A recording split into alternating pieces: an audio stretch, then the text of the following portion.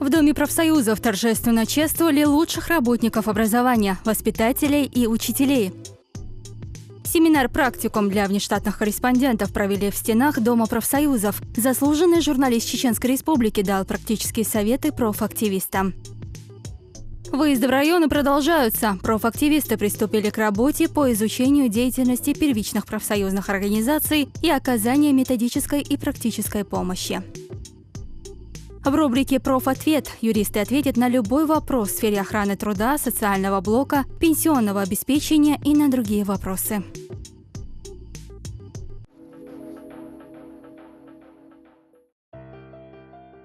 Среди множества профессий учитель всегда стоял и стоит на особом месте. Нет на земле человека, который бы добрым словом не вспомнил своего учителя, давшему путевку в большую жизнь. Однако каждый учитель достоин не только любви и уважения своих учеников, но и признания его достижений в педагогическом сообществе. В начале октября в Доме профсоюзов торжественно чествовали лучших работников образования, поощряли и радовали культурной программой. Выступая перед собравшимися, Хизир Магомедович Герзелиев, председатель Чеченской республиканской организации Общероссийского профсоюза образования, отмечает, что важная роль в становлении личности ребенка принадлежит учителю. Именно он является тем человеком, который закладывает основу для духовного, морального и нравственного воспитания. Поэтому сегодня на учителях лежит большая ответственность. Тот, кто читал нашу хронологию борьбы и труда, не мог не заметить, что об этом постоянно мы говорим на протяжении последних 30 лет.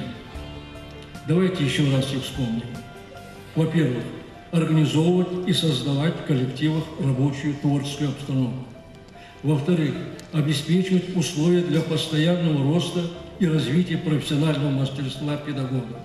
И в-третьих, самое главное, улучшить его материальное положение. Эти предложения не новые. Они сформулированы еще на заре советской власти, когда была поставлена сверхзадача поставить учителя в обществе на такую высоту, на которой он никогда не стоял. В торжестве приняли участие председатель Комитета правительства по дошкольному образованию, председатель Федерации профсоюзов Чечни и другие представители сферы образования республики. Каждый из них сердечно поблагодарил их за огромный вклад в будущее нации и республики, поздравил профсоюзных активистов дошкольных образовательных учреждений и учителей школ республики с их профессиональными праздниками. В своих выступлениях они отметили значимость и благородство их профессии, роль в обществе. Сегодня, может быть, нам хотелось бы большего, полностью выполняется майский указ президента в части обеспечения размера заработной платы и его своевременно выплачивания. Конечно, вам и сейчас нелегко. Многие мероприятия, которые, может быть, и не имеют прямого отношения к системе образования, я имею в виду мероприятия, связанные с политической жизнедеятельностью нашей страны, выборы, референдумы, вы принимаете самое активное участие. Это тоже часть наших обязанностей обеспечивать достойное будущее нашего подрастающего поколения. Если мы не будем принимать участие в таких мероприятиях, неизвестно, что из этого тоже выйдет.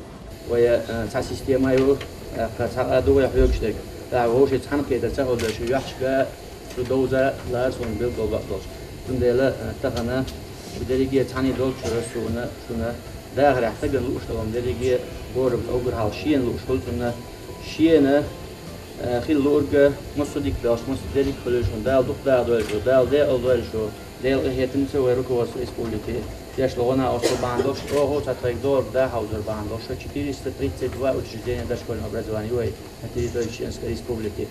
Охват поднять телефон, если в этом году по данным Минобра, вместо 7 тысяч выпускников 11 классов мы набрали 30 тысяч первоклассников, то прирост в гущу, но однако, собственно, из этих 30 тысяч набора первого класса 16 тысяч детей – это выпускники детских садов, дошкольных учреждений.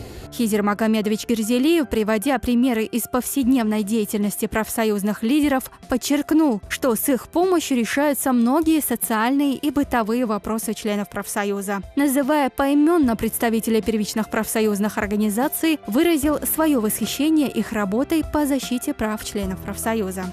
Во второй части торжества состоялось награждение большого числа профсоюзных активистов, всего 184 человека. За достигнутые успехи в деле обучения и воспитания подрастающего поколения, активное участие в общественной жизни и в связи с Днем Воспитателя и Международным днем Учителя, почетными грамотами правительства Чеченской Республики, Чеченского парламента, Министерства образования и науки, Комитета по дошкольному образованию с выделением денежного поощрения были награждены профсоюзные активисты.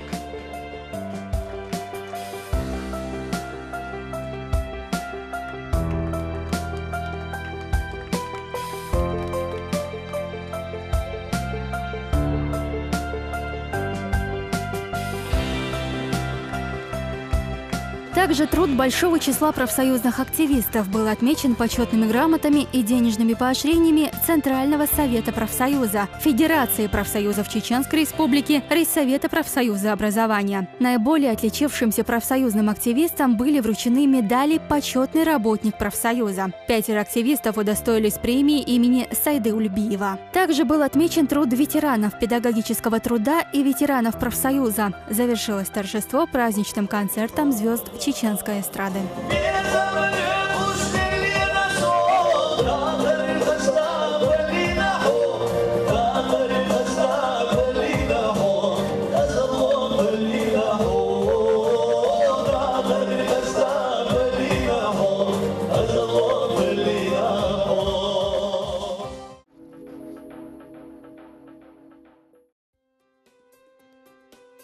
2017 год в Профсоюзе образования республики объявлен годом профсоюзного пиар-движения, проще говоря, годом профсоюзной информации.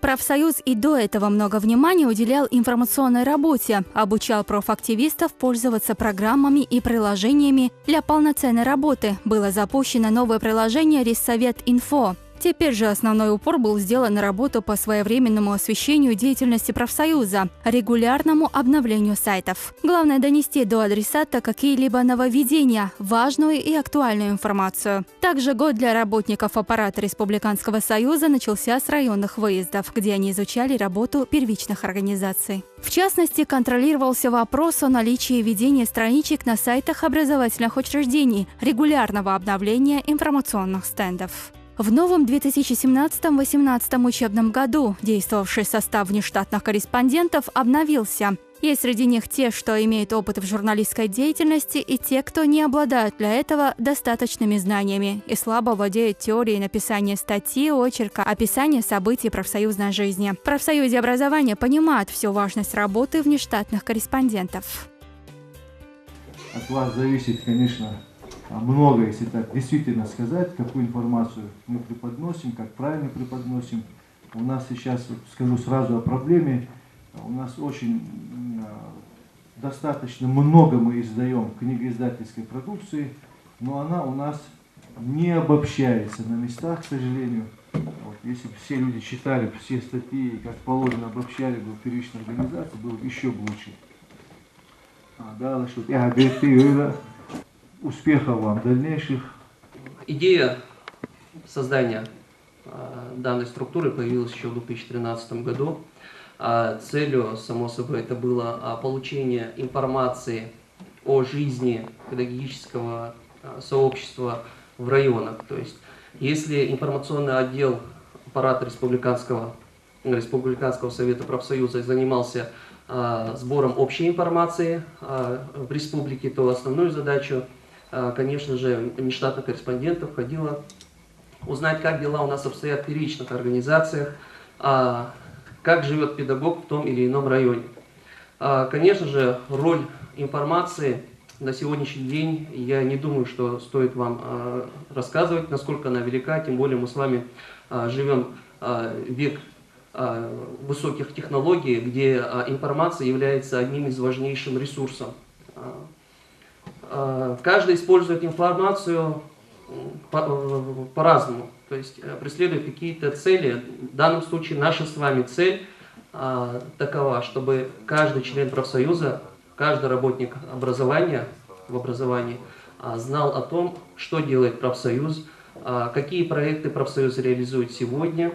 И самое главное, это мотивация на профсоюзное членство, то есть через оповещение наших с вами коллег о нашей работе. Действительно, от собравшихся на семинаре многое зависит. Именно поэтому для оказания теоретической и практической помощи внештатным корреспондентам Риском профсоюза провел первый в этом году семинар-практику. Доцент кафедры журналистики Чеченского государственного университета, заслуженный журналист Чеченской республики Лёма Турпалов обучил немало журналистов. Почти все представители республиканских СМИ – это его бывшие студенты. Теперь же его внимательно слушали в ходе семинара внештатные корреспонденты со всех районов республики. Чем сегодня живет образование? То есть та проблематика, которая характерна для современного состояния образования. Вот для этого есть такой новый с Запада, который к нам пришел последние 20-30 лет жанр. Он синтетический, он как бы и информационный, и аналитический. Вот такой жанр. Вот я думаю, сегодня все-таки мы поговорим об этом жанре, чтобы это вам уже до сих пор я так теоретические вещи говорил, а это как-то вы чему-то научитесь, более или менее.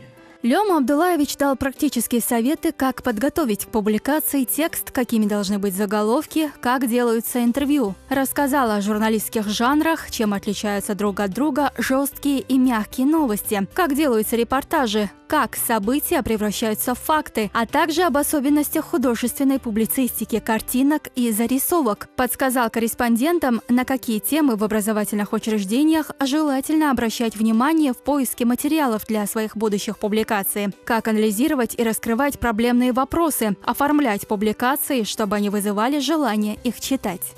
На интернете даже заголовки, вот, например, там «Необитаемый, таинственный, профсоюзный». Заголовок. Он же интригует, какая интрига есть в самом заголовке. И мы начинаем потом, когда читать, только мы можем понять, о чем речь. В интернете требуется сейчас, чтобы заголовки были максимально информативны. То есть, если там речь идет о какой-то там проблеме, например, профсоюзов, так и надо сказать, что вот сегодня профсоюзы, то-то, то-то, то-то, там, это надо информативно. То есть какие-то двусмысленности, как в газете, заголовки, заголовка вот интернет-стандарты современные, они не допускают. Это так, я немного отвлекся. А теперь... Нет. Для того, чтобы человек, который посмотрел на заголовок, уже понял, о чем речь. Порой в интернете заголовок, он сам несет почти что 100% информации, которая потом в тексте повторяется. В газете красивый заголовок должен быть, образный должен быть, привлекающий должен быть. А интернет глазами пробегают пользователи. Вы понаблюдайте, кто информацию берет, он пробегает. Целью этой встречи является повышение интереса журналистов, внештатных корреспондентов, профсоюзных активистов к освещению образовательной и профсоюзной тематики всех сторон жизни и деятельности педагогического сообщества нашей республики. И самое главное – это повышение их профессионализма в информационной работе. Когда вы идете за информацией, если вы не подготовитесь, надо, не знаю, вы просто не получите информации, и к вам начнут относиться так, чтобы отвязаться от вас, когда они почувствуют ваше незнание. Поэтому ничего страшного, не знаете, спрашивайте, а что это такое? Он какой-то там термин произнес, у нас стесняется спросить, а что это такое?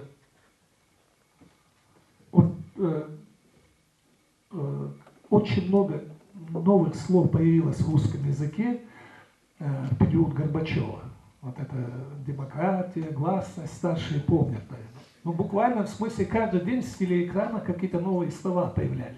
Нонсенс, консенсус. Не было раньше, мы не знали таких слов вообще. Да, английские слова просто потоком пошли. В то время вообще телевидение стало очень популярным, потому что прямые, все показывалось, Верховный Совет, мы всю свою жизнь выросшие коммунистической диктатуре, и когда вот такую правду начала появляться с телеэкрана, тогда футбольный матч, в конце люди не смотрели, как прямые репортажи с утра до вечера заседания Верховного Совета. Утром садились, 9 часов, и до вечера слушали их. Вот, и очень много новых слов было. Поэтому, когда вы человек, которого источник информации, обязательно готовьтесь, когда идете. А если вы встретите что-то такое незнакомое, переспрашивайте. Это о чем? Я не знаю, что это означает. Это вот такого плана. А вообще готовиться надо. Об этом человеке надо узнать все, что вы можете узнать. Если у него какие-то есть работы или там достижения его работы, об этом надо узнавать заранее. Еще одна проблема. Не все люди любят, ну, точнее, многие очень закрываются при виде микрофона, камеры. Они моментально уходят в себя, из них потом клещами ничего не вытащишь. Какую-то информацию. Так естественно. Это так называемый барьер скованности появляется. Это тоже надо научиться преодолевать его. Надо, значит, уходить в сторону от этой темы на какие-то общие темы, которые, в принципе... Опять, если вы его будете знать, вот тогда, если, например, он охотник, вы об охоте поговорите с ним или что-то, чтобы разговорить сначала человека надо. Вот это тоже, ну, то есть любое... за информацией или на интервью идете, надо быть готовым к этому. Писать статьи, снимать репортажи не так легко, как может показаться на первый взгляд. В ходе семинара у слушателей возникали вопросы, на которые Лёма Абдуллаевич дал исчерпывающие ответы. Вроде бы не являюсь журналистом, но по ходу службы приходится сталкиваться с этими статьями. Вот не знал, как объяснить, да, вот когда я говорил о том, как надо намекнуть на проблему, ну, в лоб они не указывают. Вот Лёма Абдуллаевич красиво это описал с научной точки зрения, как надо составлять картинку, потом проводить анализ, картинку. Вот о человеке писать, запомните, это самое сложное в журналистике. Это потому, что уровень уже художественности. Очерк — это художественная публицистика. Поэтому, вот у нас как бывает, у нас многие непрофессионалы, даже студенты на журналистике начинают писать вот какую-то зарисовку, они вот сочинили, помните, мой любимый учитель в школе Сепиш. А вот что мы там писали, помните? Самое лучшее, доброе. Вот добрая учительница. А как показать, что она добрая? Показать надо, а не говорить, что она добрая. Вообще слово «она добрая учительница» или «учитель» не надо писать. А надо поступки описать, картинками показать, что вот каким, вот что она, доброту, как она проявила, как на конкретном примере, конкретно надо все время. Год профсоюзной информации близится к концу, но работа в этом направлении будет только активизироваться. Как сообщили на встрече проведения подобных семинаров по обучению внештатных корреспондентов, профсоюзы образования продолжится.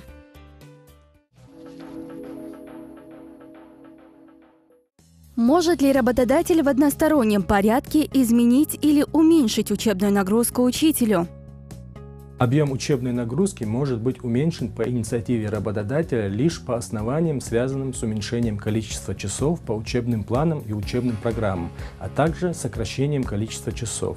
В других случаях любое временное или постоянное изменение нагрузки как в течение учебного года, так и при планировании на следующий год возможно только по взаимному согласию сторон. Такое же взаимное согласие необходимо для изменения характера работы. Могут ли родители посещать уроки учителей? Действующее законодательство не дает прямого ответа на этот вопрос. Вместе с тем, согласно Федеральному закону об образовании в Российской Федерации, родители или законные представители несовершеннолетних обучающихся имеют право знакомиться с содержанием образования, методами обучения и воспитания, образовательными технологиями, а также с оценками успеваемости своих детей. Таким образом, если родитель считает, что права его ребенка в школе были нарушены, то он имеет полное право непосредственно ознакомиться с ходом образовательного процесса. Регламент присутствия родителей на уроках вырабатывается школой самостоятельно и закрепляется в ее уставе либо локальном акте. Правомерным будет включение в правила посещения родителями уроков. Также в правилах следует предусмотреть основания для отказа родителям в посещении уроков. К ним, например, можно отнести состояние алкогольного или иного опьянения, явные признаки инфекционных заболеваний, угрожающего здоровью учащихся, судебные решения о запрете и так далее. Обязаны ли учителя посещать учеников на дому? Как правило, учителя приходят на дом к ученику в следующих случаях. Для обучения больных детей на дому, для составления акта обследования жилищных условий детей из неблагополучных семей, для учета детей, проживающих в микрорайоне школы, для изучения классным руководителем условий проживания школьников в семье. Согласно приказу Министерства образования и науки Российской Федерации от 3 февраля 2006 года за номером 21, в обязанность классному руководителю вменяется обеспечение связи общеобразовательного учреждения с семьей, установление контактов с родителями или законными представителями обучающихся, оказание им помощи в воспитании обучающихся, лично через психолога, социального педагога или педагога дополнительного образования. Вместе с тем, в приказе не содержится указание о том, что для этого классный руководитель обязан посещать семьи обучающихся на дому.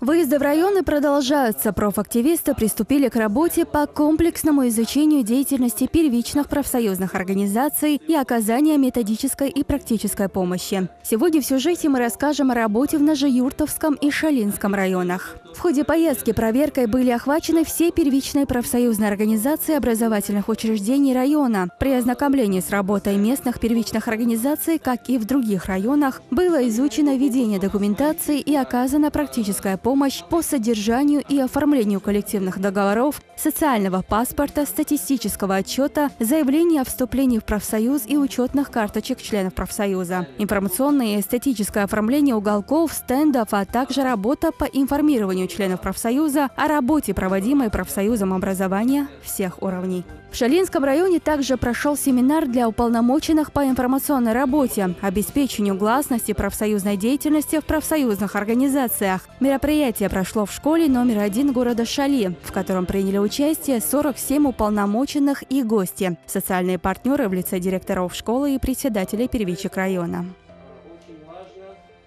На семинаре шла речь о мотивации уполномоченных первичных организаций, вышеупомянутых, на ведение данной общественной нагрузки, на ведение данной работы. Ведь самое главное в нашем деле – это не сколько умения, сколько желания самого человека тратить безвозмездно свое личное время для улучшения условий труда наших педагогов, нашего учительства. Сегодняшний день является продолжением ряда семинаров, которые запланированы в каждом районе. До Шалинского района подобные семинары прошли в Шилковском, Ножеюртовском, Курчалоевских районах. Со своей стороны Райсовет профсоюза образования пытается участвовать на каждом подобном семинаре.